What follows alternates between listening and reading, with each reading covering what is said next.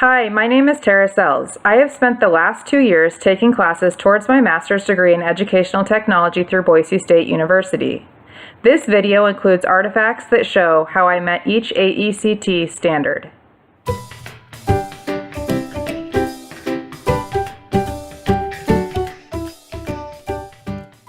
This video addresses AECT Standard 1 Content Knowledge.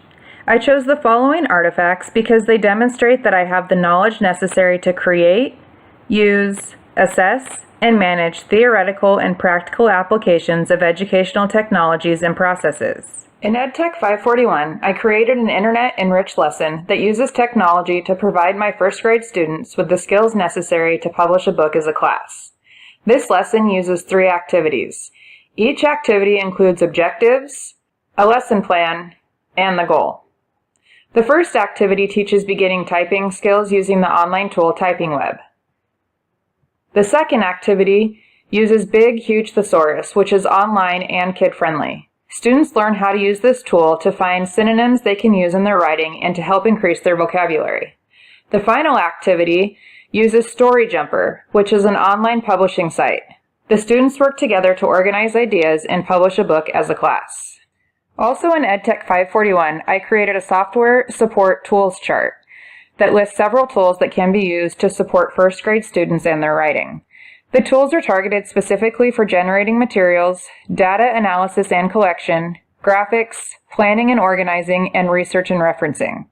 I have included links to each tool, what they are used for, how I will use it in my classroom, and the relative advantage that each tool provides. Finding the relative advantage of each tool helps me to select appropriate tools for my students to support their learning. In EdTech 502, I created a jigsaw activity that I use to teach my students about the rainforest. This jigsaw was created so that my students can take more ownership of their learning. Students create expert groups and work collaboratively and research different layers of the rainforest and then present their work to the class. I have previously taught this unit without the use of technology. This digital lesson was designed to enhance my students' learning experience, and I have seen a huge difference in their engagement and motivation to learn. These are just a few of the many artifacts that I created that demonstrate that I have the knowledge necessary to create, use, assess, and manage theoretical and practical applications of educational technologies and processes.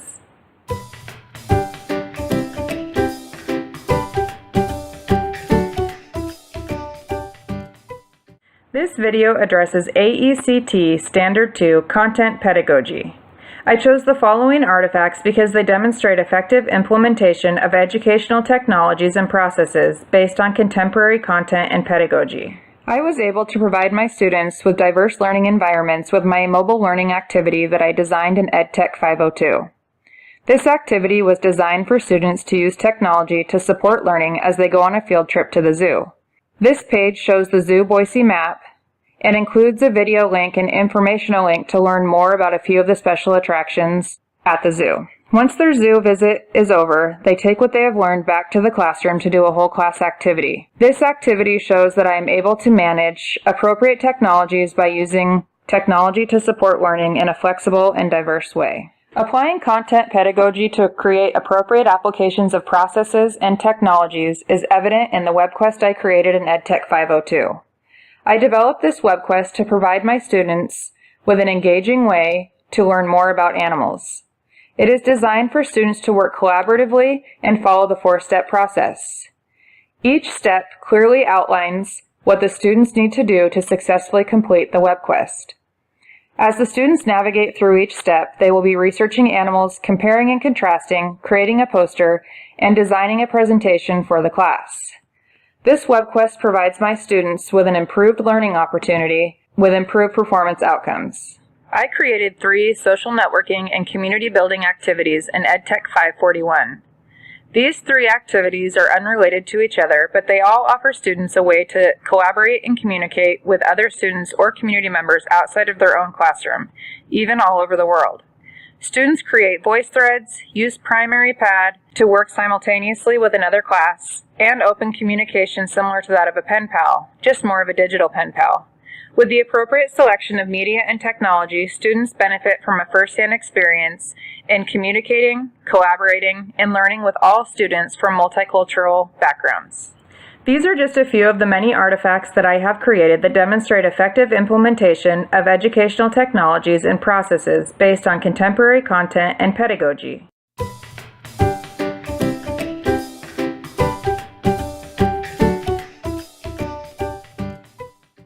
This video addresses AECT Standard 3 learning environments. I chose the following artifacts I have created because they demonstrate my ability to facilitate learning by creating, using, evaluating, and managing effective learning environments. In EdTech 542, I designed a project-based learning project for my first grade students to learn about endangered animals. My driving question for the project is, why are animals endangered and what can we do to help? I designed an entry event to hook my students and spark their interest in learning more and to motivate them to want to raise funds for endangered animals. The students work collaboratively and take notes on animals they have researched, they make a poster, and complete a presentation. This PBL project creates a learning environment where students are actively engaged, work collaboratively, and are able to work at their own pace. Students are also given choice and really take ownership of their learning. In EdTech 502, I created a virtual field trip for my students. This virtual field trip uses an interactive web page that brings the experience of the Hawaiian Islands to the students. Similar to the PBL project, students let the experience guide their learning, again providing the students freedom to navigate through and explore on their own. The stated objectives are clear from the start, and students work through the field trip at their own pace. Each island page includes facts about the island, a video of the island, and links to learn more about the island. This is a fun and engaging way for my students to enjoy the Hawaiian Islands without leaving Idaho. I created a copyright scavenger hunt in EdTech 502 for teachers.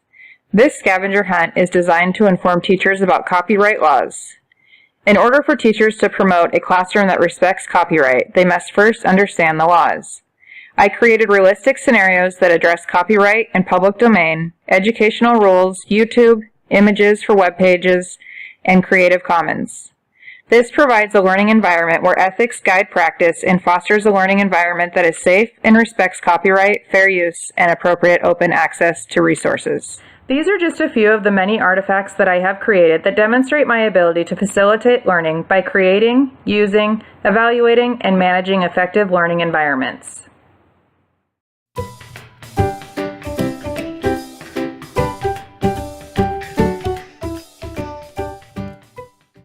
This video addresses AECT Standard 4 Professional Knowledge and Skills. I chose the following artifacts I have created because they demonstrate how I design, develop, implement, and evaluate technology-rich learning environments within a supportive community of practice. In EdTech 501, I was part of a group that addressed the digital divide in Idaho. Through collaboration, we created a presentation that showcased our plan to address the digital divide and how to provide equal accessibility. We came up with solutions that would address several issues of Idaho's digital divide. We focused on two solutions that we felt were of high importance. The first was BYOD, Bring Your Own Device. And the second was to increase broadband infrastructure, especially in rural areas. We came to the conclusion that schools are really the place to begin to bridge the digital divide gap in Idaho. In EdTech 536, I worked with two other people and we designed a Minecraft game called Mining for Comprehension. We created a design sheet that shows the details of our game. This game is based on the story of the Three Little Pigs.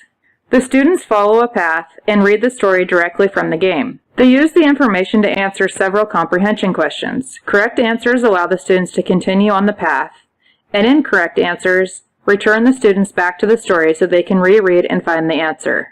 Using games in the classroom is something that I have a big interest in. Students are highly engaged, and there is a motivational component that games provide that is hard to emulate. In EdTech 541, I designed a video-enhanced lesson to teach students how to gather information and take notes on the important details that they can use for informational writing. This is a 3-day lesson that includes watching videos about mammals and taking notes as a class to organize ideas. I include special adaptations that can be made for students with special needs. I often have students with varying abilities in my class, so including adaptations to meet their needs provides a supportive community of practice. These are just a few of the many artifacts that I have created that demonstrate how I design, develop, implement, and evaluate technology-rich learning environments within a supportive community of practice.